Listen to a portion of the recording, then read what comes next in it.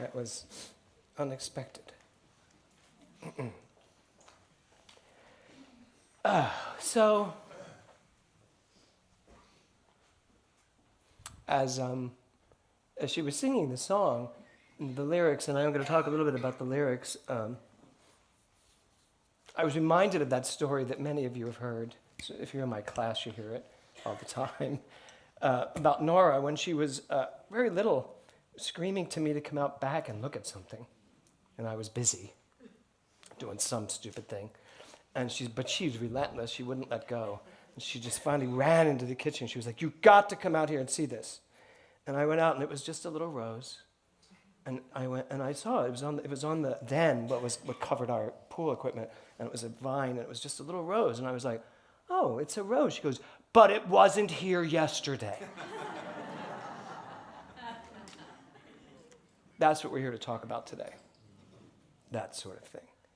Because sometimes we don't recognize those things. You know, as we start this year of discovery, I thought it was very important to start with this idea of miracles. It says, it's just another ordinary miracle today. When you wake up today, don't throw your dreams away. Every day we wake up, it is a miracle. It is a breathtaking opportunity to see and live life to the fullest every single day. And I love in the song, it says, we are all a part of this ordinary miracle. Because there is no such thing as a miracle, not really. But I want to take this as a segue into, I don't usually do the first 4 chapters in the first 4 weeks of January. And this year I decided I would use it as my guidepost. Because I think if we're going to really jump into a year of discovery, we should really have some vehicle that takes us through those discoveries. And for me, that vehicle is the science of mind. I think what Ernest Holmes distilled out of all the religious pursuits he had in his lifetime, and what he came up with has been my greatest, signpost for living my life out loud.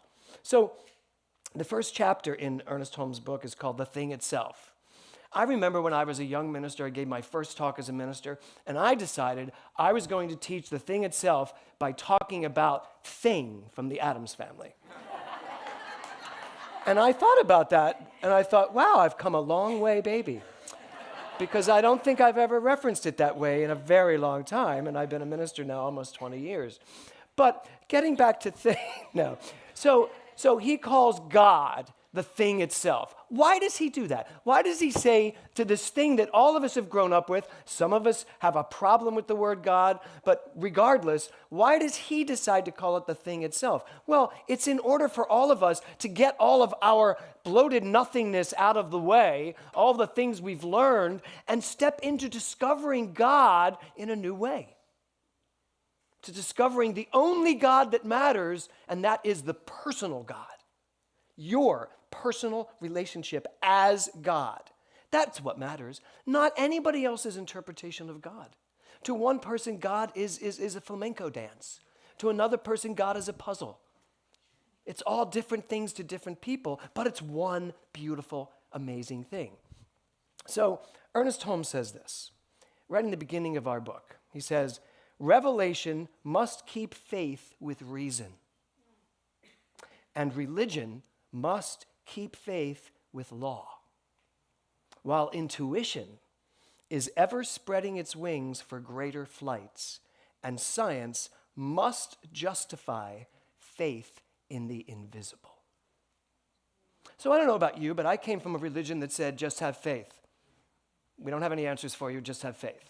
There are no answers. This is what happened, just have faith. I had a problem with that. Anybody else? After a while, it was just a little problem. Now I have great faith now in things that I can't see and maybe even things that I don't understand. But I absolutely don't just believe what you tell me because you say, just have faith, that's the way it is. That's not what this religion is all about, this science is all about, and it is a religion. But I like what he says at the end, science must justify faith in the invisible. We have justified faith in the world being round, haven't we? Science has justified, there are people that still believe the world is flat. If you go online, you can find a little society of flat people. And they still believe that we may walk off the face of this earth someday and prove their point. But for most people, science has proven the world is now round, this world. We've also now proven that we are such a tiny little speck of dust in this universe of planets and stars, and there's so much out there. We are just this tiny little, whereas 100 years ago, 200 years ago, we were it. We were it. We were the biggest thing in the universe. Not so. So science does end up proving faith. And I think if we just got with that method of understanding and trust that everything will prove itself out perfectly at some point in some time. So that's what he's saying here. He's saying that we must stop just believing what we have been told and be awake to what wants to be known, what wants to come forward. And this year of discovery, this is our opportunity to really open our hearts, open our souls, get all of our, what we used to think we believed out of the way, and be open. Because I love this idea about intuition. He says, that which today seems to us supernatural, after it is thoroughly understood, will be found spontaneously natural. So just think for a minute. What seems really bizarrely wrong to you? I mean, what when you look at this world, what do you see and think? I mean, is there anything that seems crazy to you? I'll let you ponder that. Now think about it. Now, what did seem crazy? Did it seem crazy to you at some point that you would be carrying a phone around at all times? Glued to it? Yeah, because my kids, they had a very hard time when we tried to explain to them we didn't have cell phones in the 70s, in the 80s. When did they come out? The 90s? I didn't have a cell phone in the 90s. And I remember when my first friend got a cell phone, it was like he was carrying around a huge brick. Remember those? Those big, or someone had a car phone, it was like, oh my God. So just think how quickly those things that seem crazy to us become reality. So what if we turned that the other way? What can we maybe think about that seems crazy that we know is going to be natural? Will you fly someday? Will cars be ridiculous? We just put on our little pack and go where we're going? Or how about we do the pack, the cars are obsolete, we all go to museums to see what they used to drive in, like the Flintstones, right? And then someday, we take the packs off because we could fly all along. Sounds crazy, doesn't it? Probably going to happen. Or then a generation comes along and says, oh my God, they're still flying all over the place. I'm there. Sounds crazy, right? But we used to live on a flat planet. So the title of my talk today is The Thing About Miracles. Oh, Barbara's not in here, but what a beautiful slide. The Thing About Miracles. Here's the thing about miracles. You will understand miracles based on your understanding of God. So the title of my talk, The Thing About Miracles, came from a quote Margaret Owens read to me, or she paraphrased it because I've now gotten the correct quote. But she said to me, she says, this quote, she said, and here's the quote. It's an Einstein quote, and it says this. There are only two ways to live your life. One is as though nothing is a miracle. The other is as though everything is a miracle. Two ways to live your life. It's all a miracle or none of it's a miracle. And I love it that he doesn't leave any room for us to pick and choose what is and what is not a miracle. And yet, isn't that what we do? It's a miracle. That's a miracle. I understood this. This was going to happen. If I won the lottery tonight, it would be a miracle because I don't buy a ticket. But you did, right? Okay. Yeah. Everything he gets, half is mine. It's totally fine. So. Okay. So the whole concept is, if any of it's a miracle, it's all a miracle. Or is there no such thing as a miracle? Let me tell you what miracle says. An extraordinary event requiring divine intervention. An extraordinary event requiring divine intervention. There is no such thing as divine intervention. What is divine intervention? If I'm God, what's intervening with me? Nothing. It's all me. It's all you. It's who we are. It's what we are. There's no divine intervention. So there's no miracle. It's just the way life works. And life is going to work better and better and better and better the more we open up our minds to this understanding that it's all God. I am God. You are God. It's all God. That tree growing out of a rock is God. When we get that, we stop living in a world of miracles. Because you know what another thing miracle does when you hear the word miracle? The next word after miracle is impossible. Most people think of miracles as those impossible things that only come once in a lifetime, right? No, it's every single day. Another definition of miracle is a wonderful and surprising event believed to be caused by God. A surprising event believed to be caused by God. So here we are at the beginning of a new year. I imagine you have your intentions for what you want to do this year, what you would like to maybe accomplish. I have mine for who I want to be this year, how much more of me I want to expose to myself this year. So for you and me, if this is a wonderful and surprising event caused by God, for you and me, that makes everything a miracle because God is the cause of everything. Everything is a miracle. You have the opportunity to create voluminous miracles throughout this whole year. Are you interested in that? Yes. Or just get off the miracle boat and start understanding that everything you do is possible and everything you think is possible and everything you want to experience or achieve is possible because you are the miracle. There's no other miracle. God is the miracle. And I use that word miracle now just as God is the most loving, expansive, expressive, creative presence ever. And it's what I am. And it's what you are. That's the discovery we're here to make this year. So in the first chapter, in the thing itself, what he says is God doesn't play favorites. Meaning the universe doesn't play favorites. You don't get extra points by being extra good today. You don't. You also don't get demerits by being extra bad today. Whichever one you've chosen to be this weekend. I'm sure you go up and down. Sometimes you're good, sometimes you're bad. What's that song from Broadway? Sometimes you're happy and sometimes you're sad. That was a gay person that knew that. No, it wasn't. It was Jay. Sometimes you're happy and sometimes you're sad, but the world goes round. Liza Minnelli. So the universe doesn't play favorites. Number 2, there is only one mind, and there's a whole chapter on this, and it's so confusing. And I know those of you that have been in my classes, you're like, I hate this chapter. There's one mind, but there's 2 parts, and well, really 2 parts, but there's only one mind, and we're all it. We all are living this mind. We live the mind of God in our own unique individual way. That's why when we say, where is it? You are not a drop in the ocean, you are the entire ocean in a drop. The one mind is that entire ocean. You are the drop, the individualized use of it, and you get to do whatever you want with it. Doesn't mean you are ever separate from that ocean. You can't be. So that's number 2. There's only one mind, not 2, no duality. You are it. He says this, the mind which we discover within us is the mind that governs everything. Now just think about that for a moment. It's so easy to say these things and just go, oh, that's cool.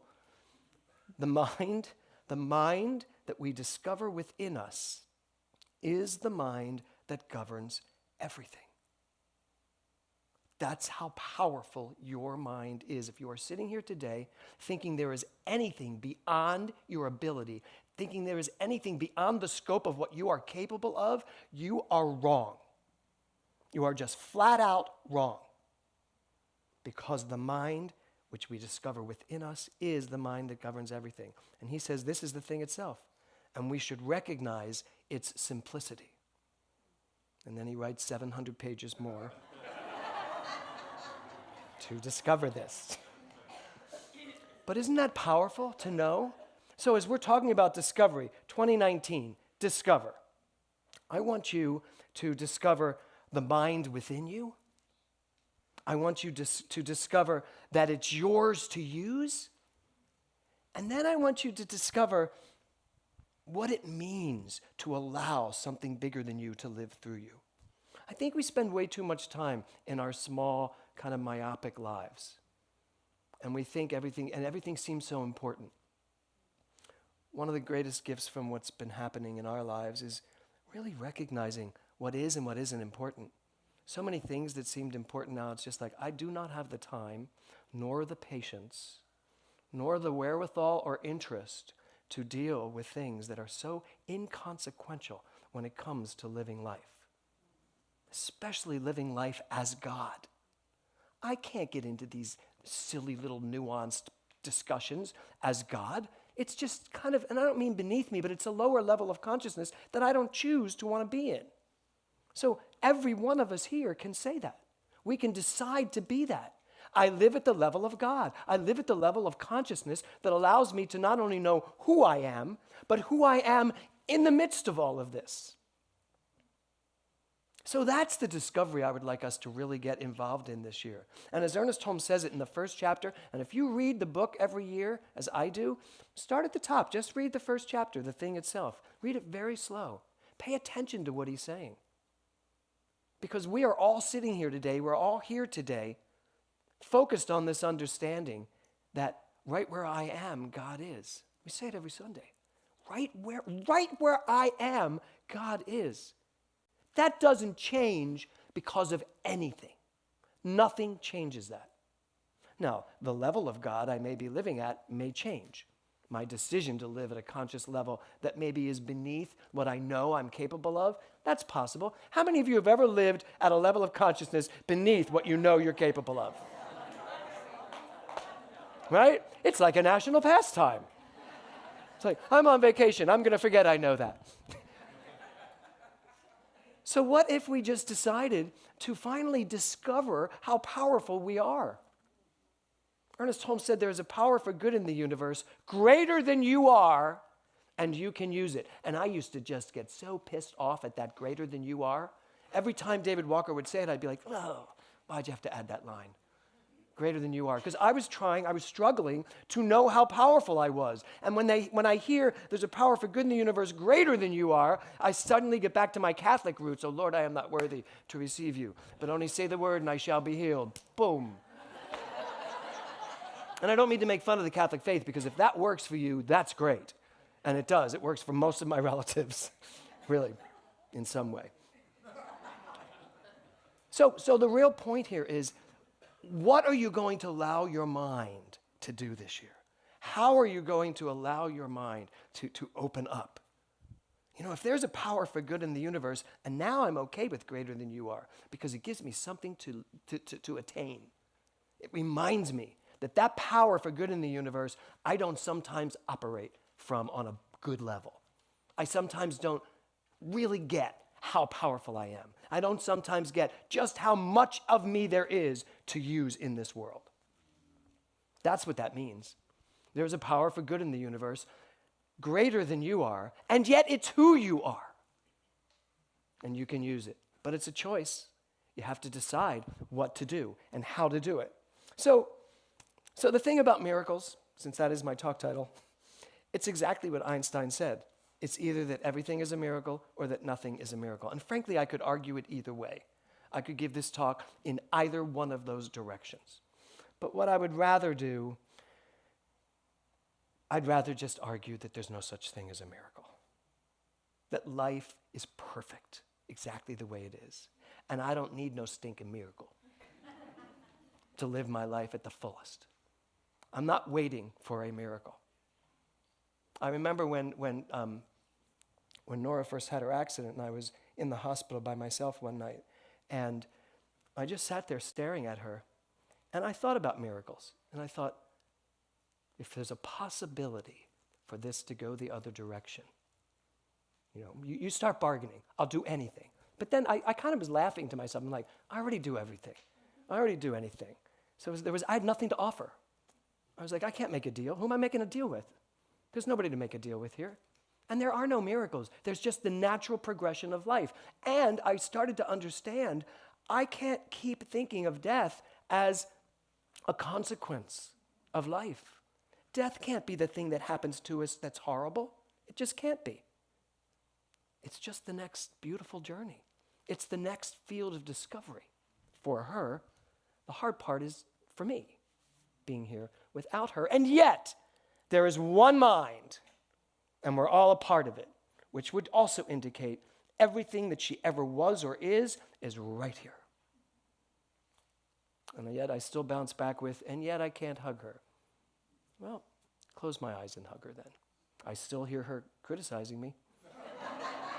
I said it to Del. I did that thing at rehearsal, and Del made that face. I went, Nora's still here. So, what's it going to be? Are you going to live your life waiting for extraordinary things to happen that aren't actually just natural progressions from the way you use your mind? Or are you going to get on board with this science and this teaching and this philosophy and start realizing how frigging powerful you are? That you are the greatest power there could ever possibly be, the only power. And it's right here, filtering through your mind. The question becomes, what are you going to do with it? Well, we have a whole year to discover. Namaste.